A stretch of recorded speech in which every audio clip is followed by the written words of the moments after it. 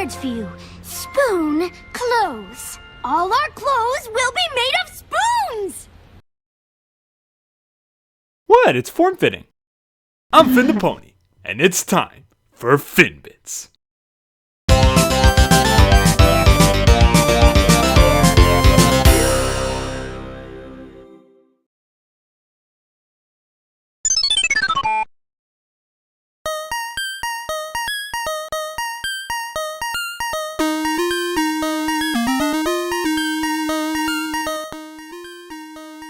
She began as a humble businessman with big dreams in Ponyville, and is slowly evolving into a renowned fashion tycoon with 3 successful boutiques set up all over Equestria.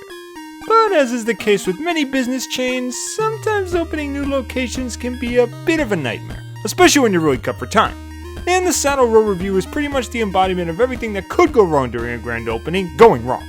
But I kid you not, this might be one of the best episodes of the season so far. You heard me right, a simple 22-minute tale where the main 6 open up his store is among the ranks of Gauntlet of Fire and No Second Prances. I am dead serious. Let's look at the story. Oh, by the way, Spoilers! the main 6 charged towards Rarity's house in order to stop her from reading a review of her recently opened boutique, Rarity for You. Considering they all had a hoof in the setup and said some less than pleasant things about how it went down, they're afraid of what you'll say. But regardless, she reads it anyway, which leads to what's essentially a double flashback, showing both the events that happened during the opening itself and personal interviews with all the characters that were there. It turns out that Rarity not only had a single night to open a completely new shop, but the place is a complete pigsty when they first arrived. And I don't just mean a few wallpaper peelings and some dust. I'm talking animal infestations, noisy upstairs neighbors, disorganized merchandise shipments, and even a needy landlord who'll raise the rent if his demands aren't met. Each one of Rarity's friends agreed to take on a specific task, which is honestly the best strategy I could think of in that case. But after every pony tries to do their jobs based on what they think Rarity would want, the place ends up becoming a chaotic mess. Twilight sets everybody straight by explaining that Rarity would want them all to do their tasks in their own way, since she knows them well and trusts that they'll make the best decisions based on their skill sets. After taking Twilight's advice and handling the problems as they normally would, the main 5 get the place up and running before Rarity even knows what's what. Rarity for You ends up getting excellent reviews, and the episode ends with every pony satisfied, including me. This episode caught me completely by surprise. I thought very little of the initial synopsis, but I still felt that it could be a pretty cute watch, so I gave it a shot. And what I wound up getting was one of the most tightly written, entertaining, and hilarious MLP outings I've seen in a long time. Everything here just clicks. Everything! Aside from one little story element that I felt could use some polish, I struggled to find anything to complain about in this episode. Let's start with this double flashback format they gave us, which is something completely new for this show. It works like this. One main narrative flashback plays out, showing us what the opening of the boutique was like, all the while cutting to interviews with different characters as they give us their own thoughts on key events in the story.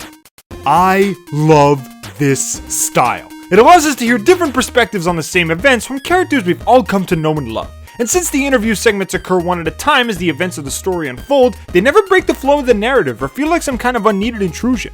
I've always felt that this concept of capturing characters in their leisure time and hearing their thoughts on the story you're experiencing helps you feel much closer to them on a personal level than you would if you were just watching a single story unfold. It's one of the reasons I love the Total Drama series so much, and the main reason why Surf's Up is one of my favorite underrated animated movies. Try saying that 10 times fast. The only parts of the story that I felt were unneeded were actually the non-flashback segments where they were just reading the newspaper. All these bits gave us were some unneeded exposition and some bizarre moments of fear among the main 5. Why were they so afraid of Rarity reading the review again? I mean, yeah, they screwed up a bit, but in the end they fixed their problems on their own without Rarity even having to intervene. Considering the boutique wound up being a smashing success regardless of those screw-ups, I'm sure Rarity would understand what had to be done in order to make things right. She is their friend after all. But unnecessary beginning and ending aside, the writers managed to take what could have been a pretty generic story and turned it into a one-of-a-kind gem. The animation may be a bit on the slim side, as with most slice of life episodes, but what this episode lacks in dazzling visuals, it makes up for in rewatch value. This is one of those episodes that I was really excited to watch again, since there were so many extra things the animators threw in to keep my eyes searching around with every single viewing.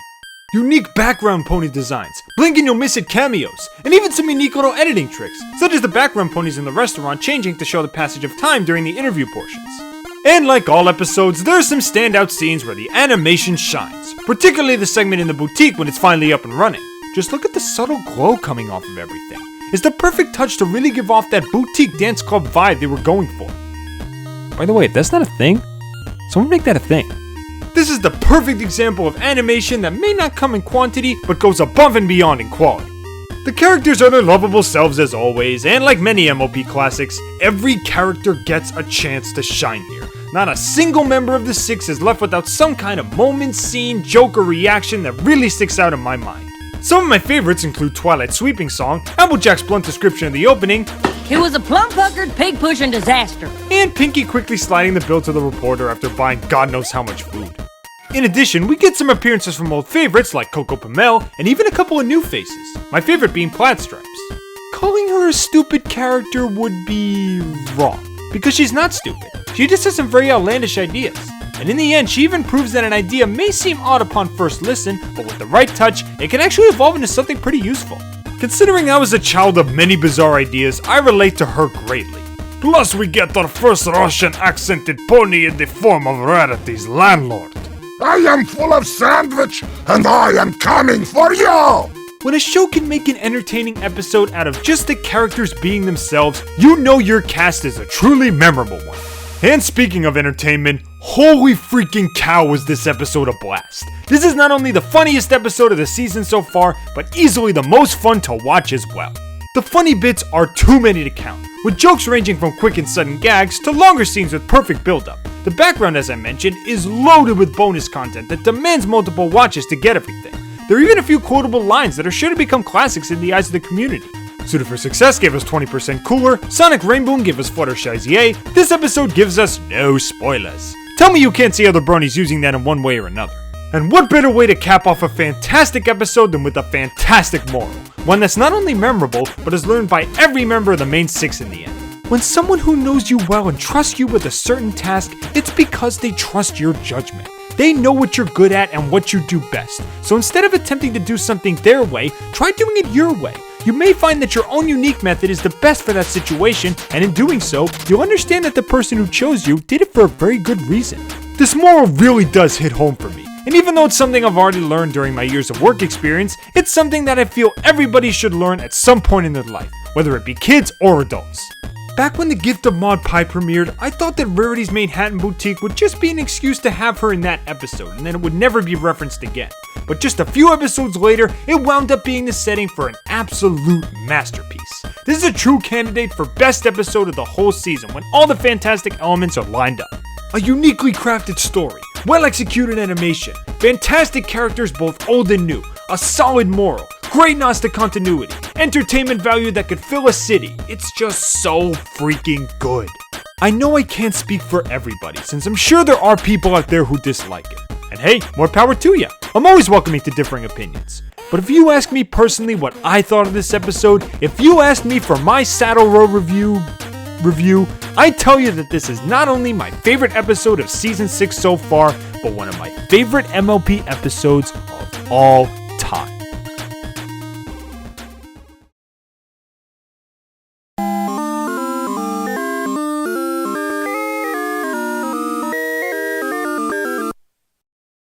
Well, I hope y'all enjoyed my quick little playthrough of this episode, and feel free to tell me what you thought of this episode in the comments below. Would you call Saddle Row Review the best of the season so far, or do you think a different episode deserves that title? What other unique kinds of styles would you like to see the MLP writers experiment with?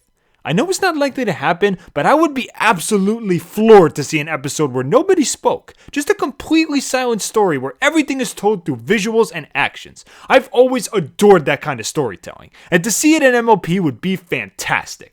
Thanks for playing along with me. I'm Finn the Pony, and I'll see you all next time on Finbits.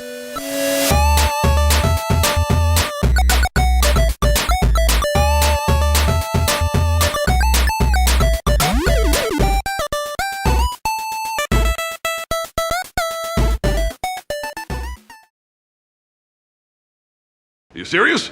Pay for what? Standing there? The planetarium tomorrow night, 8 o'clock. There's the door.